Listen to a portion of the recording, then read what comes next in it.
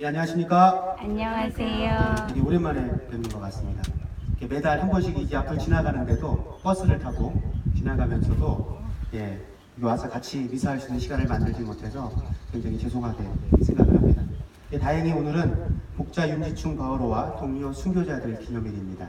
한국의 순교자들로서 124위 복자로 취복되신 분들의 축일입니다. 이렇게 뜻깊은 날 한국 순교 복자 성직수도회 수사와 함께 미사하시는 것도 복이십니다. 아멘. 예전에 어떤 스승이 제자들한테 물어봤다고 해요. 아침이 오는 걸 어떻게 할 수 있느냐? 여러분은 아침이 오는 걸 어떻게 하십니까? 자고 눈 뜨면, 제자들이 대답을 한 사람이 있었습니다. 근데 스승이 아니라고 대답을 했대요. 그럼 언제 아침이 올까요? 밤이 지나면 그래도 아침이 오죠. 근데 그것도 아니라고 했습니다. 어떤 제자는 아침에 해가 뜨면 어둠이 사라지고 해가 뜨면 아침이 옵니다 라고도 얘기했고, 어떤 제자들은 이제 일할 시간이 되면 아니면 아침밥을 먹을 시간이 되면 아침이 오는 겁니다 라고 얘기를 했답니다. 근데 스승은 다 틀렸다고 얘기를 했대요. 그래서 제자들이 물어봤습니다. 그러면 과연 아침이 언제 오는 겁니까? 그랬더니 스승께서 하신 얘기가 그렇습니다. 지금 내 옆에 있는 형제가 형제로 보이면 아침이 오는 거다 그러더라고요. 우리는 세상을 살아가면서 아침이 오기를 많이 기대합니다. 어둠보다는 빛의 살기를 기대하고요. 그리고 슬픔보다는 기쁨 안에 살기를 기대합니다. 그리고 아픔이나 상처보다는 기쁨과 평화를 얻기를 기대하지요. 세상에서 많은 사람들이 무언가를 더 가지려고 하는 이유, 남보다 더 뛰어나려고 하는 이유도 마찬가지입니다. 자신의 행복, 자신의 기쁨, 자신의 평화를 위해서 애를 쓰게 되는 것이죠. 그런데 오늘 스승은 우리에게 이렇게 얘기합니다. 자신이 기뻐하는 것에 애를 쓰면서도 내 옆에 있는 이를 형제로 알아보지 못하면 그건 바로 아직 아침이 찾아오지 못한 것이라고. 네 옆에 살아가는 이들이 형제가 아닐 때 우리는 두려움에 빠지게 됩니다. 그래서 더 많은 힘을 얻으려고 하게 되고, 더 많은 재화를 얻으려고 하게 되고, 더 많은 권력을 얻으려고 하게 되지요. 사람을 두려워하는 이들의 말로가 어떤지 우리는 이번 겨울 또 새로운 대통령을 뽑으면서 알게 되었습니다. 사람을 믿지 못하는 이가, 사람을 두려워하는 이가 어떻게 사람을 탄압하고 괴롭히고 상처 입히고 죽음으로 내모는가에 대해서 우린 너무도 잘 보게 됐죠. 새로운 대통령이 뽑히면서 우리는 새로운 시대가 왔다고 좋아했습니다.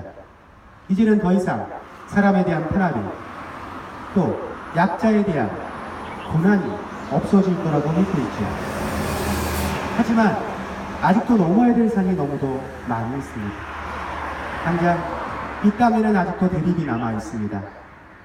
같은 민족, 같은 형제를 형제로 보지 않고 적으로 만나는 이들이 아직도 남아있기 때문입니다.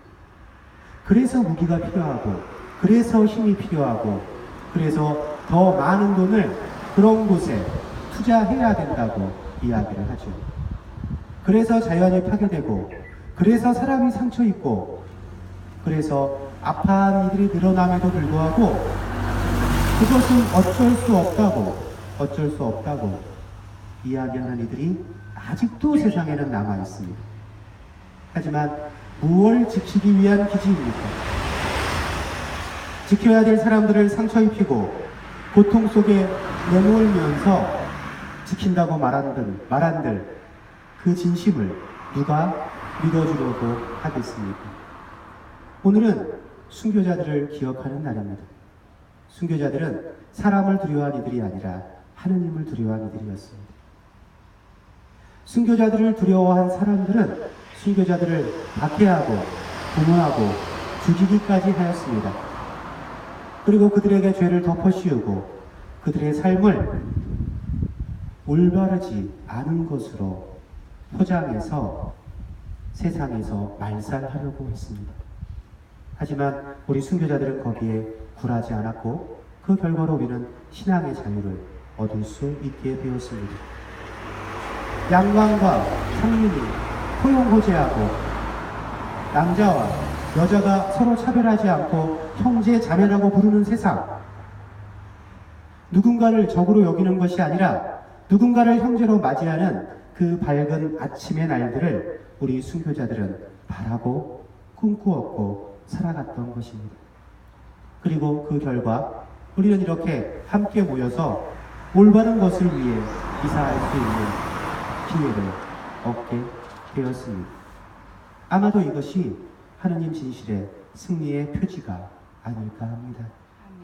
지금은 거짓된 것을 주장하는 이들이 더 힘이 세 보이고, 그리고 우리가 아무런 힘없이 나약하게 그것에 물려있는 것처럼 보인다 하더라도 아침은 언제나 우리와 함께 있다는 것을 우리는 잘 알고 있기 때문입니다. 누군가를 적으로 대하는 그 순간부터 우리는 어둠 속에 살아가는 것입니다. 어둠 속에 살아가는 이들은 자신의 발밑에 무엇이 닿아 있는지 알지 못합니다. 그리고 결국 그 두려움으로 인해 자신을 망치게 됩니다. 이제 진실의 일부라도 드러나기를 고대합니다.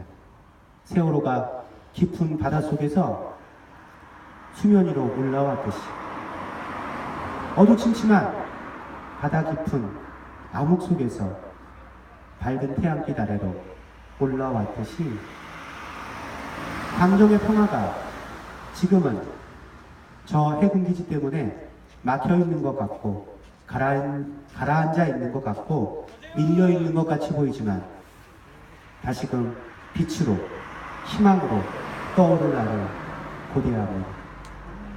그리고 그것을 위해 이렇게 애태우며 싸우는 이들이 있기 때문에 그날은 반드시 오리라고 생각합니다.